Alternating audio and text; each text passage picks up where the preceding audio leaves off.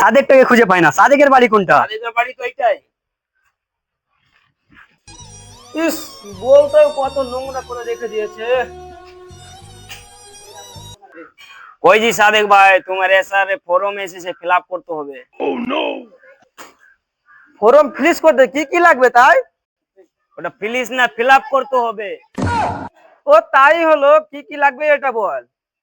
ও তেমন কিছু লাগবে না, তোমার ভোটার কার্ড লাগবে, আধার কার্ড লাগবে, তোমার বাপের ভোটার কার্ড লাগবে, তোমার দাদার ভোটার কার্ড লাগবে, তোমার দাদির ভোটার কার্ড লাগবে, তোমার দাদার ভোটার কার্ড লাগবে, দাদির ভোটার কার্ড লাগবে।